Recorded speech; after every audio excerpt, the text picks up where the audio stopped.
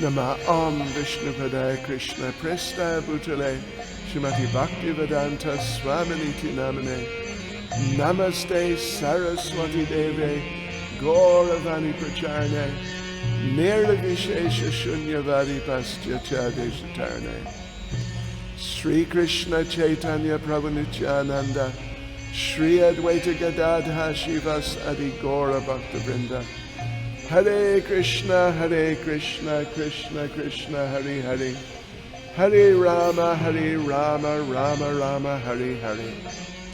Vanchakaptarubhyascha kripa sindhubhya evacha, Patitanam pavanebhyo vaishnavebhyo namo namaha. Right, yes, Attaining the Supreme, chapter 8.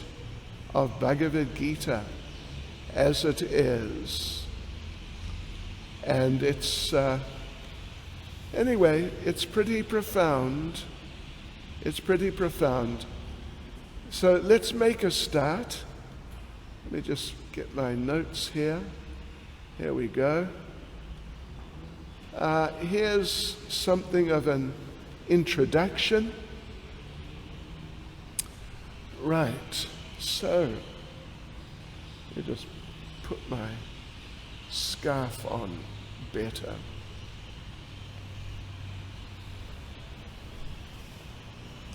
It helps with my voice. All right, so the 7th chapter began, the previous chapter, began with a sort of like a summary of the subject of bhakti, how one has to what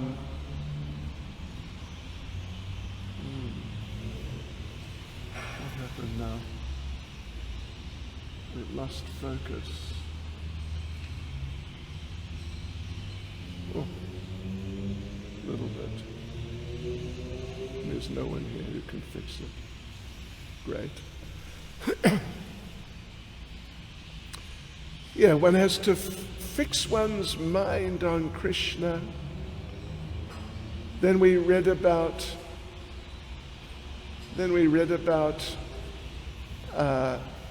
different, like very foundational ways that Krishna is manifest. I'm the taste of water. Then we read about the Karma Mishra Bhaktas, Jnana Mishra. And then right at the end we read about, just yesterday, a Yoga Mishra devotee. And how that devotee is able to meet the time of death, which was setting the scene for this chapter. We'll see in the 9th chapter, the following chapter, which we'll start probably Wednesday or Thursday next week. Then there's an in-depth description of like real pure devotional service. Yeah. Anyway, this 8th chapter, though, it begins in verses 1 and 2 by discussing Arjuna. Arjuna asks Krishna about certain terms which he has mentioned, Krishna has mentioned in the last couple of verses of the 7th chapter. They're important terms. Yeah. And then it begins from there. And here's a little introduction. Srila Prabhupada comments on this chapter as follows in the purport of the first verse. In this chapter, Lord Krishna answers different questions from Arjuna, beginning with, what is Brahman? Yeah.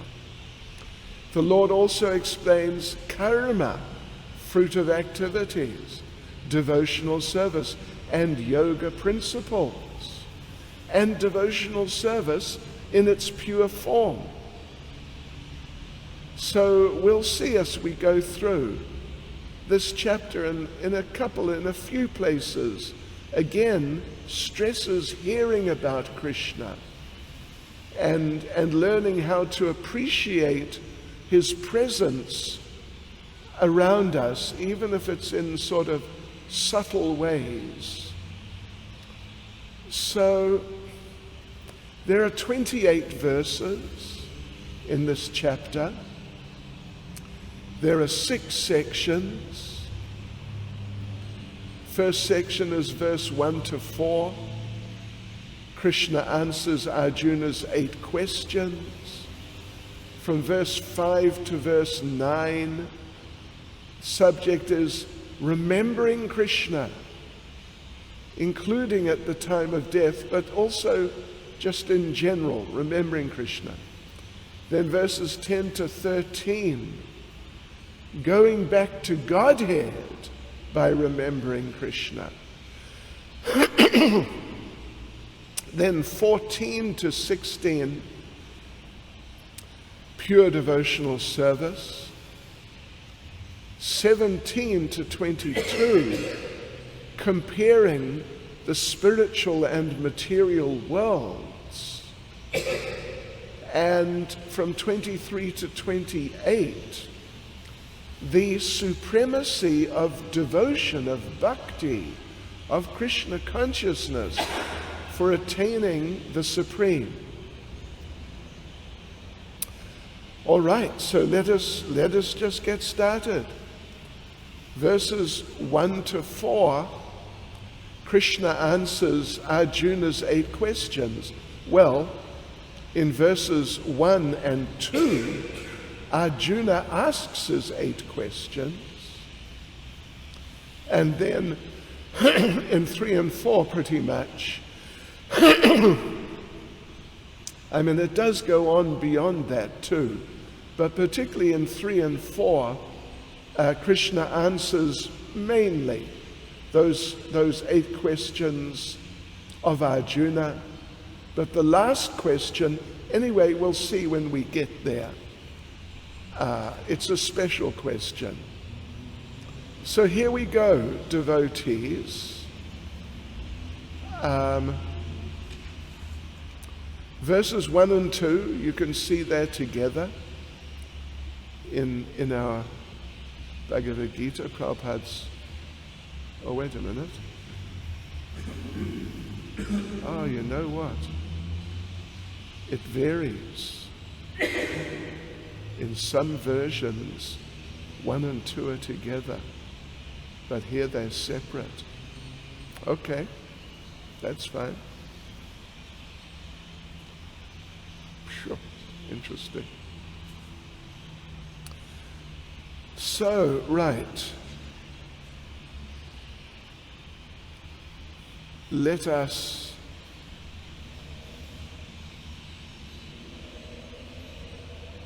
read verses 1 and verse 2. Arjuna inquired,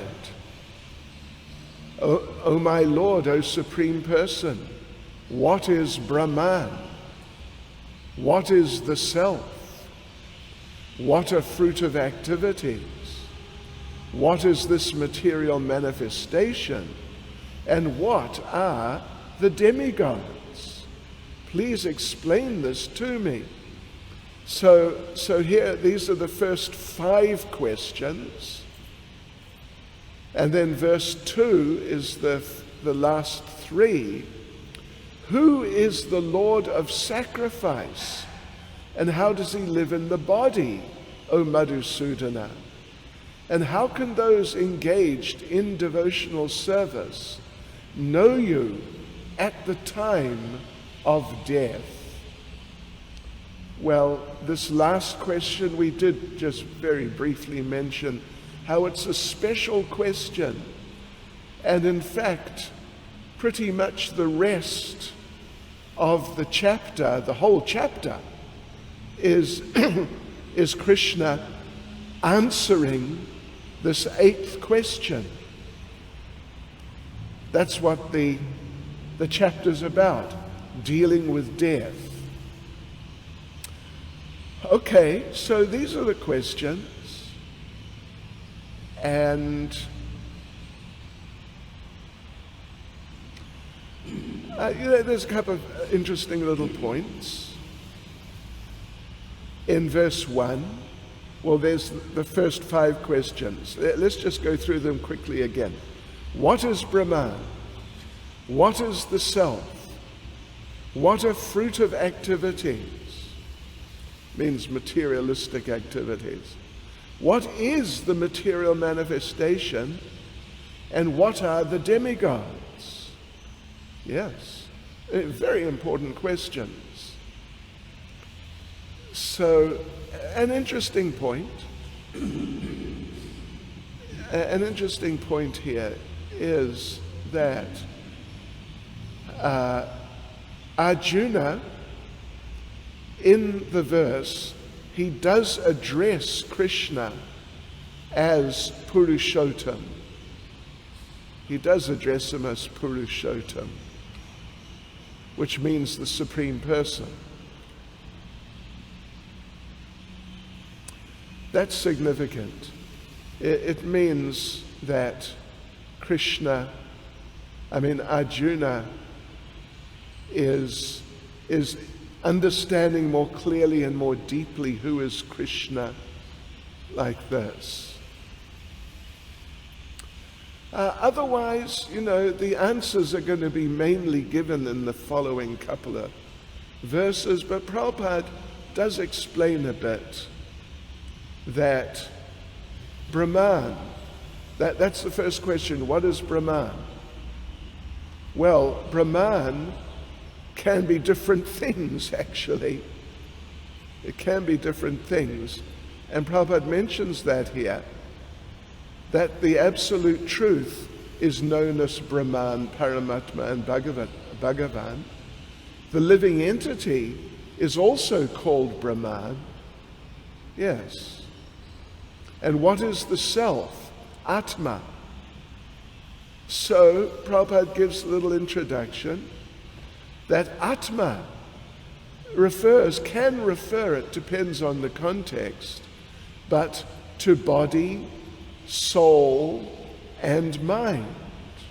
These terms can apply to Atma. And Prabhupada says, according to the Vedic dictionary, Atma refers to the mind, soul, body, and senses also. Okay, and verse 2. Let's have a look at verse 2. So there were 3 questions. 3 questions.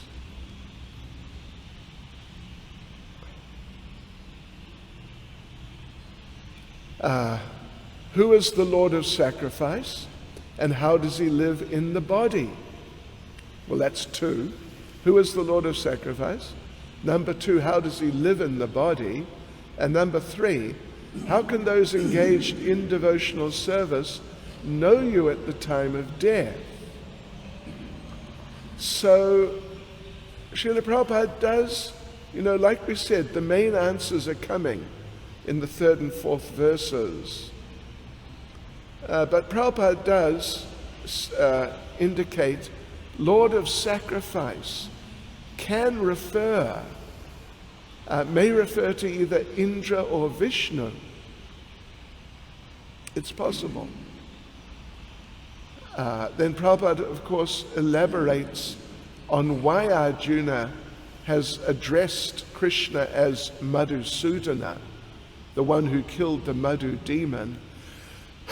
And Prabhupada does explain, this is now the 2nd paragraph, that Arjuna is feeling that Krishna, who kills demons like Madhu, therefore he's Madhusudana, that Krishna can kill the doubts which are there. Demonic doubts, Prabhupada says, that arise in Arjuna's mind. Then in the third paragraph, well, prayana kale, you'll see that's referred to there right in the beginning of the third paragraph. It means the time of death, the end of the life of this body. And Arjuna wants to know, what should we do? What's the best thing to do?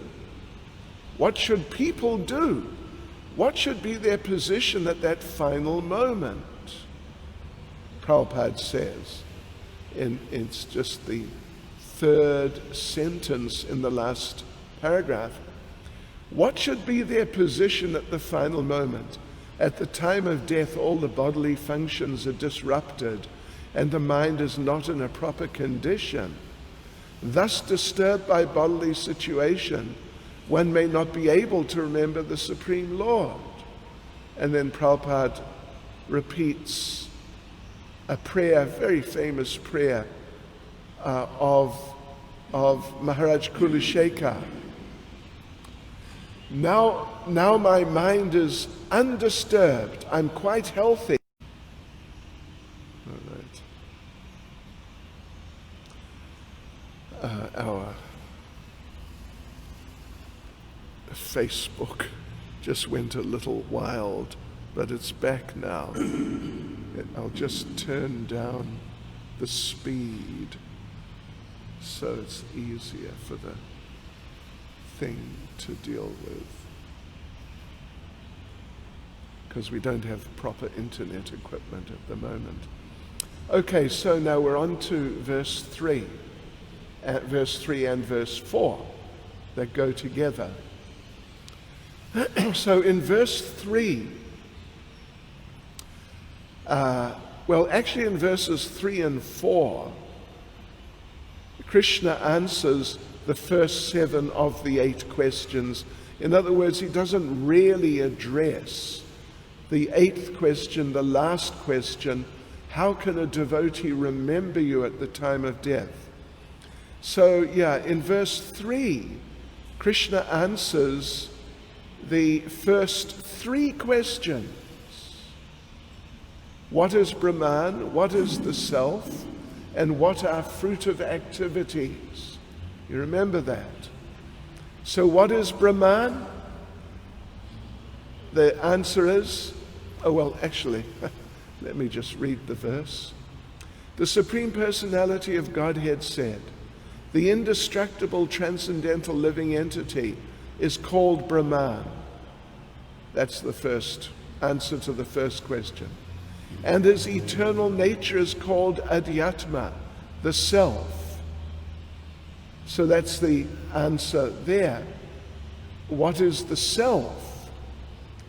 Is the eternal nature of the living entity. And action pertaining to the development of the material bodies of the living entities is called karma, or fruit of activities.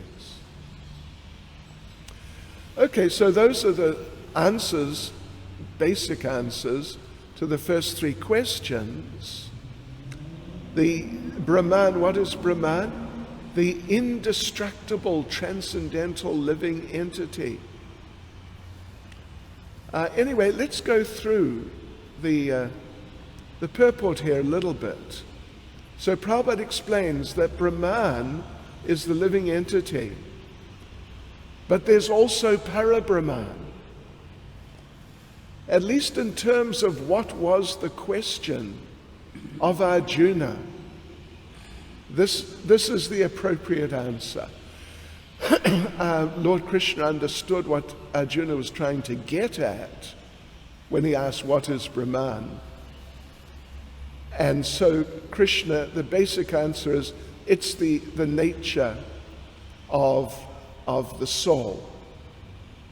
It's the indestructible, transcendental living entity. So there's Brahman, but there's also Para-Brahman, which is also Brahman. So Brahman is subordinate Brahman, living entities. The Lord is Para-Brahman, the superior. And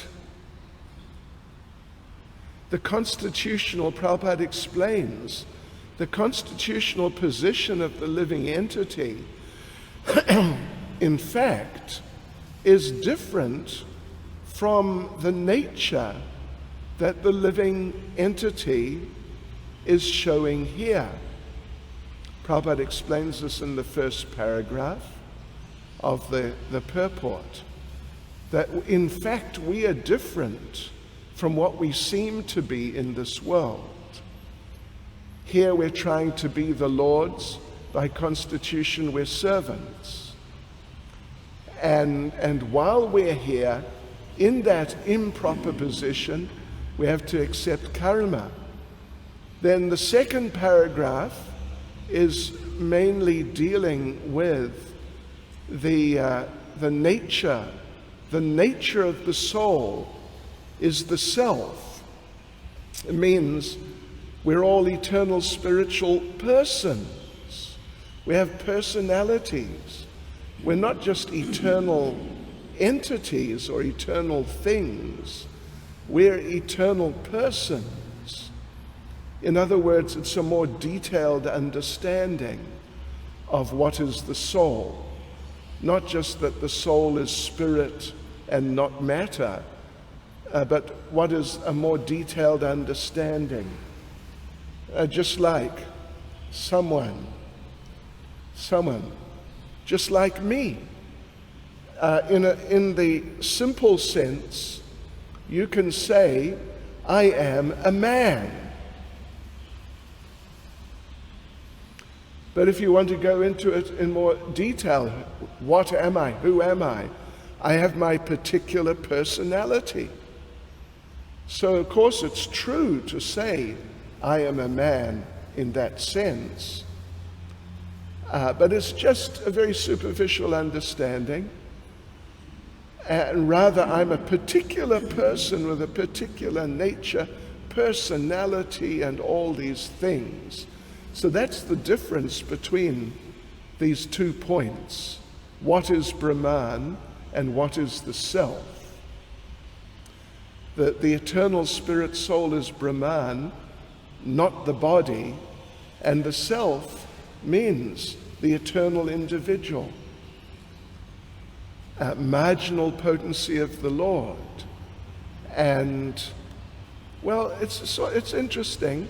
Prabhupada explains in the second paragraph how the living entity takes different births and goes into different species, even different planets, and so on and so forth. And even performs sacrifices to go to higher planets. That's at the end of the second paragraph. Third paragraph, Prabhupada starts talking about certain sacrifices.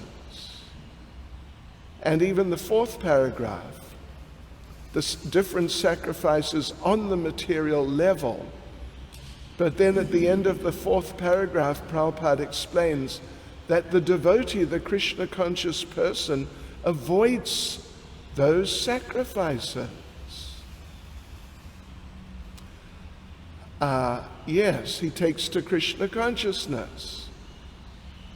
And, well, sort of integral in this whole explanation is the idea of karma, fruit of activities. All these sacrifices are fruit of activities. Action pertaining to the development of the material bodies of the living entities is called karma. So either just through gross materialism, exploiting the material nature, or through performing religious activities to improve your material situation, like this. So we go on to the fourth verse. O best of the embodied beings, that's Arjuna, the physical nature which is constantly changing is called Adibhuta, the material manifestation. The universal form of the Lord, which includes all the demigods, like those of the sun and moon, is called Adidaiva. And I, the Supreme Lord, represented as the supersoul in the heart of every embodied being, am called Adi Yagya, the Lord of sacrifice. Okay. Yes, so this is very briefly answers to the 4th, 5th, 6th, and 7th questions. So, physical nature is called Adibhuta. Then the demigods, Arjuna had asked about what are the demigods. Who is the Lord of, what is the material manifestation? What are the demigods? So, Haribol.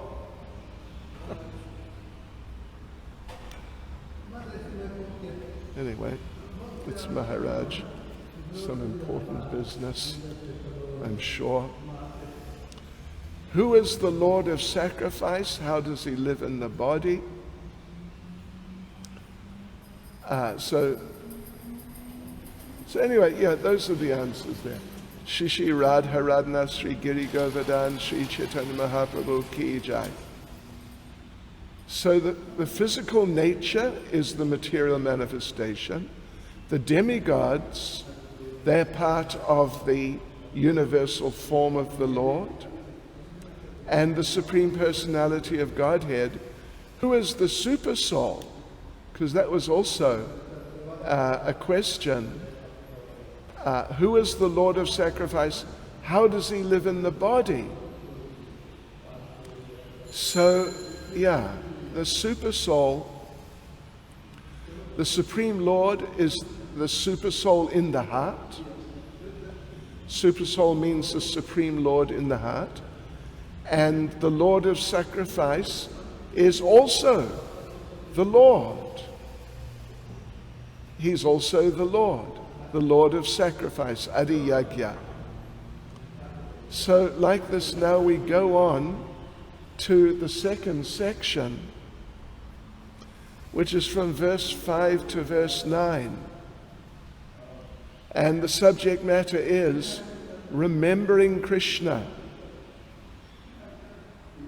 Remembering Krishna. So like we mentioned, basically the rest of the chapter is devoted to this whole question of how do the devotees remember you at the time of death. That was not touched on in 3 or 4, verses 3 or 4. Aha. So let's just have a quick look here. It's all just, well, from 5 to 8, those 4 verses, they are Krishna giving a pretty straight answer to this question. How do the devotees remember you at the time of death? Let's just read through those 4 verses, 5 to 8. Verse 9 is a little different. I mean, it's sort of same but different. But first, verses 5 to 8, they're directly addressing how do the devotees remember you at the time of death. So, verse 5, and whoever at the end of his life quits his body, remembering me alone, at once attains my nature. Of this there's no doubt. Well, that's a pretty straight answer, isn't it, to the question, how do the devotees remember you at the time of death? Well, yeah. Anyway, it's addressing the point. And then verse 6 is a little more general. Whatever state of being one remembers when he quits his body, O son of Kunti, that state he will attain without fail. And verse 7, therefore Arjuna, so this is now, like we said, straight answer to the question, how do the devotees remember you at the time of death? Therefore, Arjuna, you should always think of me in the form of Krishna, and at the same time carry out your prescribed duty of fighting. With your activities dedicated to me, and your mind and intelligence fixed on me, you will attain me without doubt. Well, there you have it. Anyway, we'll go into it more in a minute or two. He who meditates on me as the Supreme Personality of Godhead, his mind constantly engaged in remembering me, undeviated from the path, he, O Partha, is sure to reach me. So in a nutshell, I mean, we'll go through the purports a little bit now, but in a nutshell, the point is, from verse 7, the point is, we must always think of Krishna and at the same time engage in his service. Then verse 8, you've got to be thinking of Krishna. Krishna's emphasizing that. Because if you do your duty and you don't think of Krishna, well, it may not work. It may not work. That's why we are called the Krishna consciousness movement and not just the working for Krishna movement. Or even, the serving Krishna movement. Although certainly we're serving Krishna. But in a very specific sense, we have to serve, but we have to be in the consciousness. That's why we are called the Krishna consciousness movement.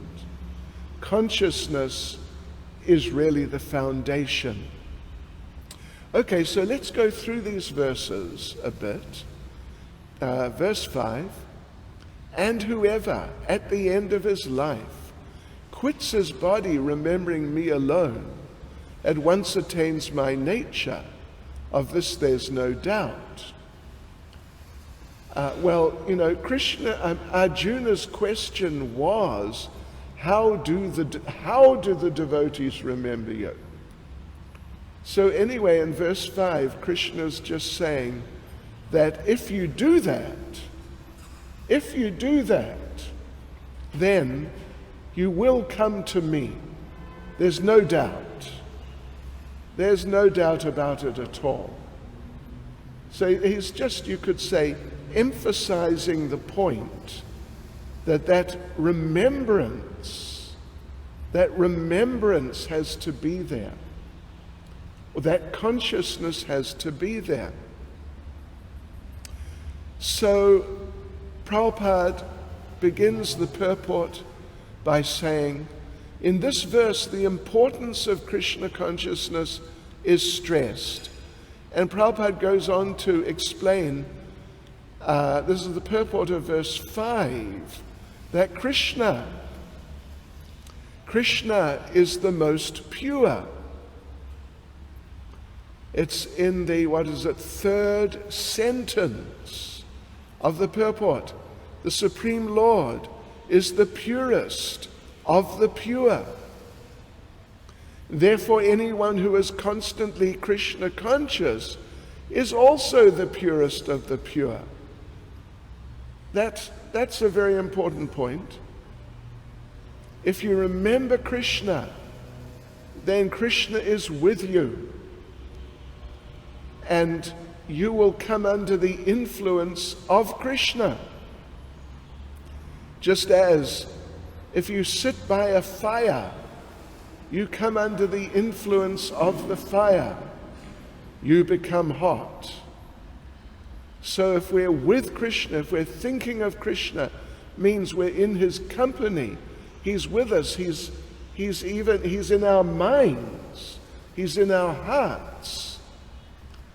So his association will influence us. And therefore, we can be Krishna conscious.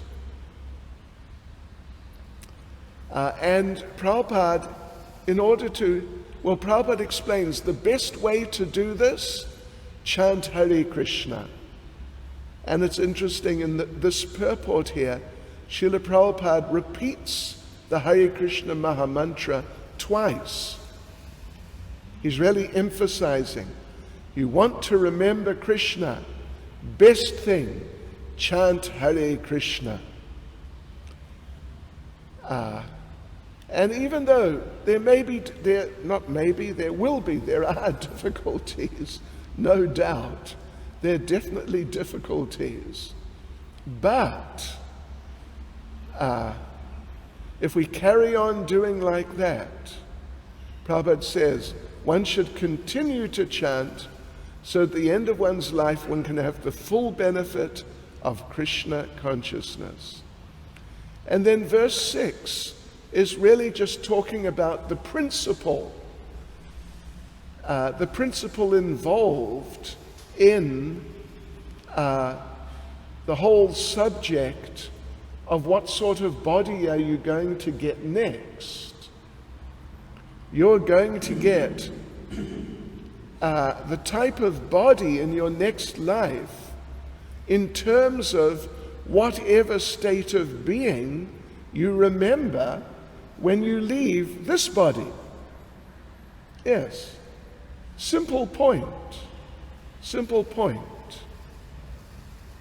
That whatever, and the background is that if you have cultivated Krishna consciousness through your life, then the likelihood is there that you'll remember Krishna. If you've really cultivated steadfastly through your life for many years, then it's unlikely that you will not think of Krishna. It is likely that you will think of Krishna at the time of death, because of that ongoing cultivation. And, Prabhupada says here in the middle of the purport, of course, one's thoughts during the course of one's life accumulate to influence one's thoughts at the moment of death. So this life means the whole life, through your life, the whole life creates one's next life. If in one's present life one lives in the mode of goodness and always thinks of Krishna, it's possible for one to remember Krishna at the end of one's life. So the thing is, the principle is like this.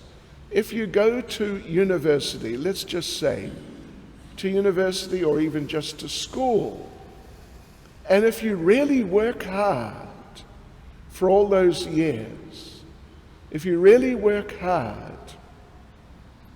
studying and doing all the exercises and whatnot, then when it comes time for the final exam, you'll be prepared, because you've just been absorbed and it's all gone deeply into you.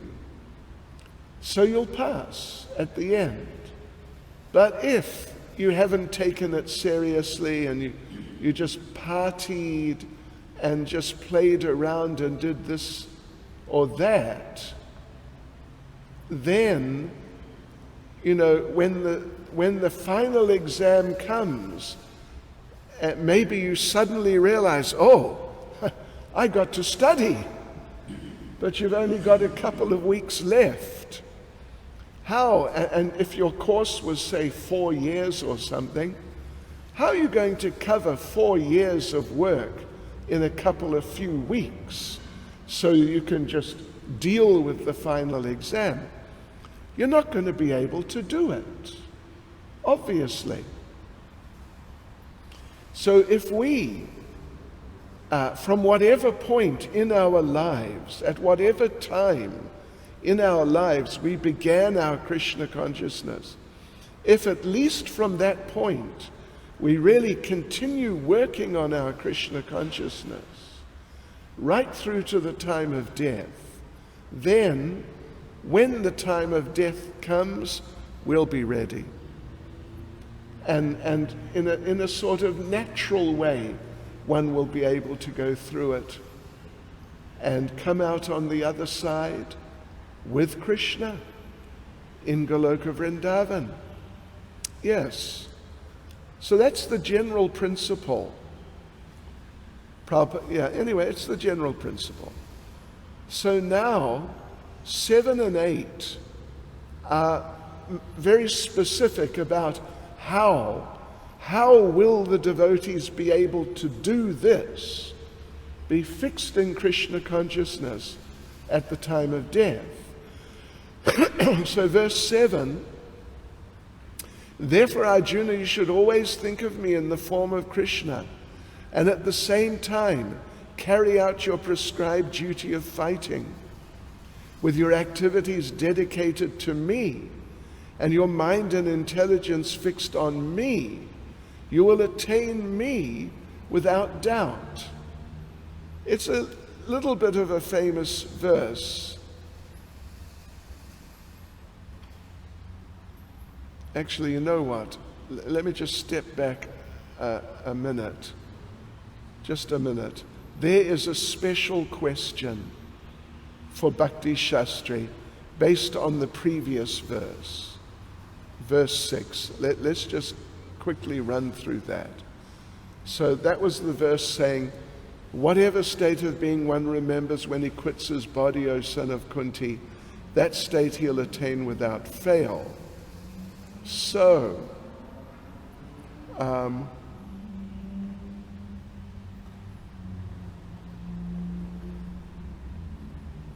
okay. So, according to, let's just check what's going on here, if you don't mind. According to. So anyway, Srila Prabhupada, discussing this subject,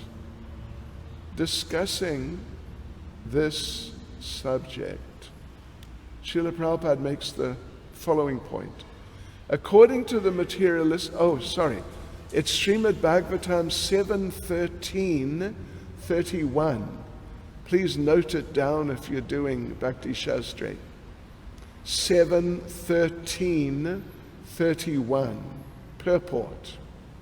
According to the materialistic way of life, if a poor man, after laboring very, very hard, gets some material profit at the end of his life, he's considered a success, even though he again dies while suffering the threefold miseries, adhyatmik, adhidaivik, and adhibautik. So the question is that citing, referring to a particular purport, this one from 7:13-31, according to what? If a poor man, after laboring very hard, gets some what at the end of his life, he's considered a success, even though he again dies while suffering what?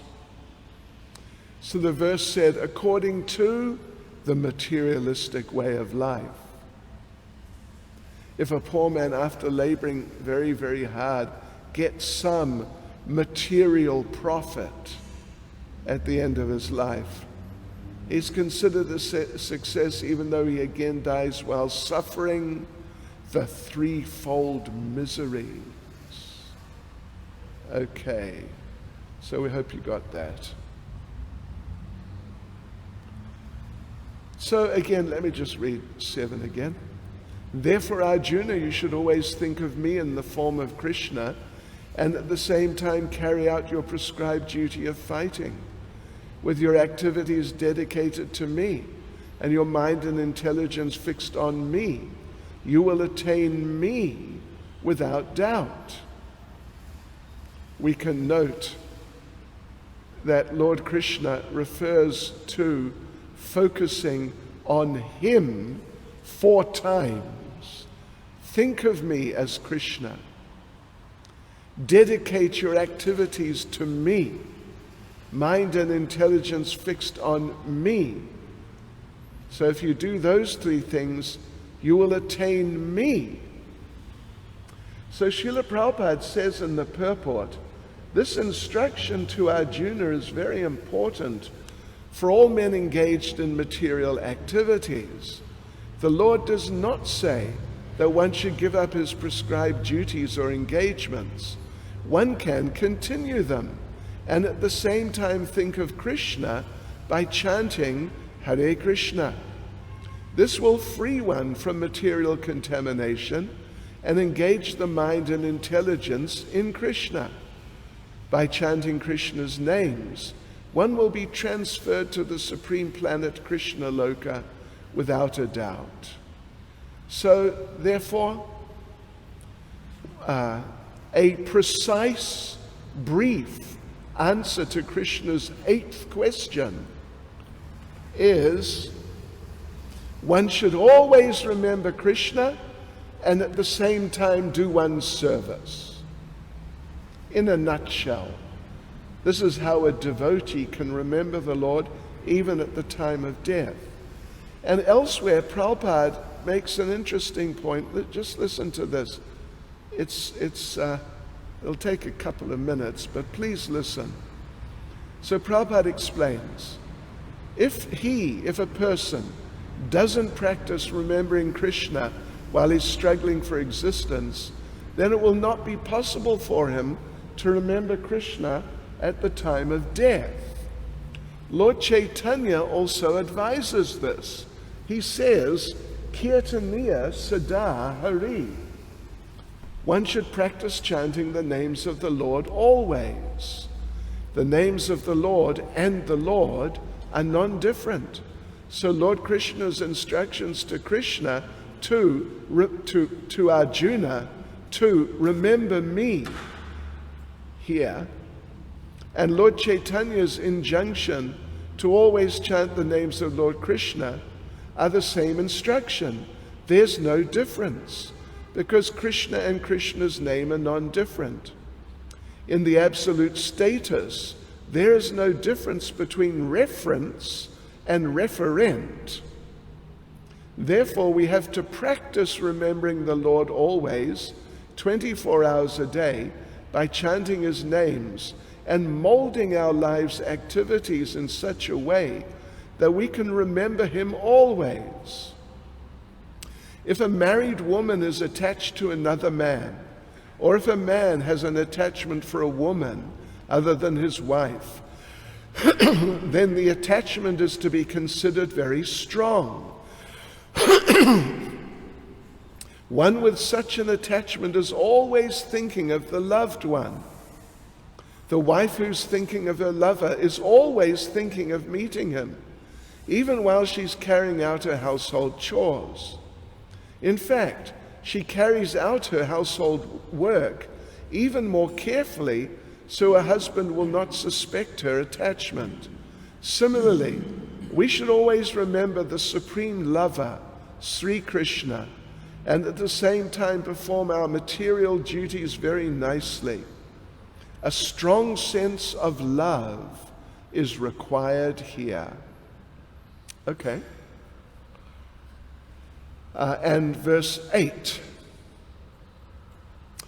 He who meditates on me as the Supreme Personality of Godhead, his mind constantly engaged in remembering me, undeviated from the path, he, O Partha, is sure to reach me. So, here, Yeah.